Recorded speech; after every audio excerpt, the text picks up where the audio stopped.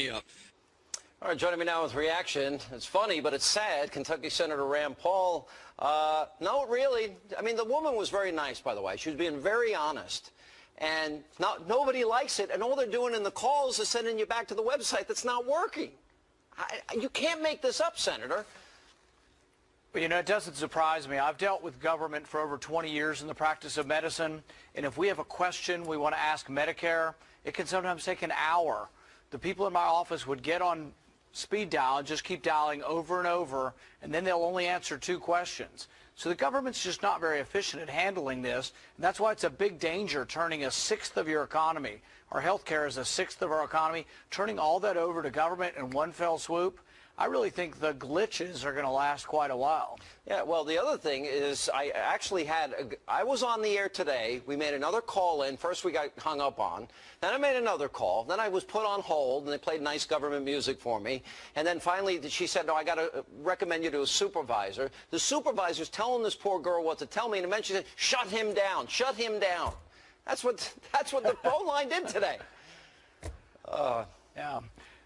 Now, I don't anticipate that this is going to resolve itself soon. And the big thing that I think people are going to discover about this is that if you mandate what is included in your insurance policy, but you say it has to cover all kinds of new things that haven't been covered, it has to be more expensive. There's no way it can be cheaper. It has to be more expensive if you mandate what it includes. All right, we've been putting up, and we're going to continue to do so again tonight, just for the benefit of our audience, the Heritage Foundation study, and they went state by state what the premiums are going to increase. Forbes magazine says 99% for men, premium increase, 62% for women. 45 states altogether are going to have higher premiums. My question, Senator, is if that's the case, why did we do this when the president said that would not be the case? Well, see, I think you've always had 2 competing problems in healthcare. One is access, people who didn't have insurance, and the other is cost. I think they are really going after the access. They're trying to give everybody insurance, but they ignored the cost of the insurance. And in my 20 years of practicing medicine, the biggest complaint I got from people who paid for their own insurance or who were employed or who were employers was the cost of insurance. And I think this reform has done nothing to the cost. In fact, I think it's going to elevate the cost of your insurance. Yeah, and one of the worst things, now the government, I'm going to play, they've put together these propaganda ads. In spite of all the difficulties they've had, they can't just be honest about it. So they get young people, this is the greatest thing ever. We'll run them during the show tonight. Here's one of them.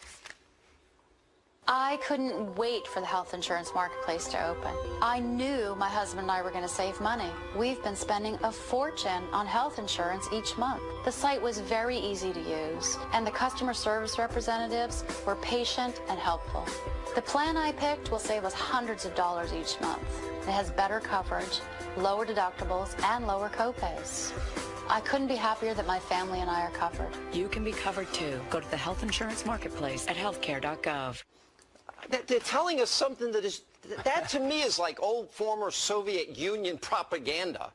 Doesn't it sound like it to you? Well, the thing about it is, if it's so good and it's free and it's going to be so easy to get on the website, why do they have to advertise to get you to do it? Why are they going door to door trying to convince people that Obamacare is so great? I mean, if it's supposedly free and cheaper and it's going to be the best thing since sliced bread, why do we have to convince people to go buy it?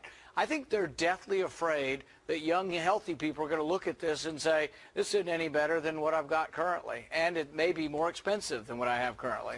All right, I love what you're pushing here, and this is a constitutional amendment for Congress, and that is that the laws and burdens they place on we the people, that they must apply to them as well. What a great idea. Well, Martin Luther King wrote in the letter from a Birmingham jail, he said that a just law is a law that applies to everyone, has to be binding on everyone, and that if you exclude certain special interest groups from a law, that's the exact definition of an unjust law. So I think this is an amendment that really everybody ought to be able to agree to. There have been a lot of times in our history. Originally, congressional members were exempt from Social Security. That's not true now because people got mad about it. But really, the law should be applied equally to everyone. I think that's a basic precept of the law. So I really think maybe we'll get some bipartisanship on this, and maybe we'll get it passed. We'll see. All right, let me play one of the cut for you. And this is the president, Jay Carney, Kathleen Sebelius. I think should be fired. But anyway, this is them in denial about how bad this thing is. Listen to them, and I want you to respond. Offline. Now, before you answer, here's the president. Say, oh, it's so easy as buying a TV on Amazon. Listen to this. Just visit healthcare.gov, and there you can compare insurance plans side by side the same way you'd shop for a plane ticket on Kayak or a TV on Amazon. You enter some basic information, you'll be presented with a list of quality, affordable plans that are available in your area with clear descriptions of what each plan covers and what it will cost. You'll find more choices, more competition, and in many cases, lower prices. Most uninsured Americans will find that they can get covered for $100 or less. It's all not true. What's your reaction to what they say versus what the reality is? Well, the thing is about this, Sean, is this is a fundamental misunderstanding. Liberals have no idea of how capitalism works. They have no idea why, when you go to Walmart, products are cheap, how they get from one point to the other, and how they're distributed in such a cheap fashion. Imagine this. Imagine if we took Obamacare and put it in Walmart, and you had a $10 copay, and then you could fill your card up with whatever you wanted. That's what would happen. I mean, it's a disaster, but they don't understand the intricacies of how the profit motive and how you, the efficiencies that go into distribution and trade, and how you can get something, you know, a T-shirt now for $9 because of global trade, efficiencies in the marketplace. The government can never duplicate that because the government is inherently inefficient.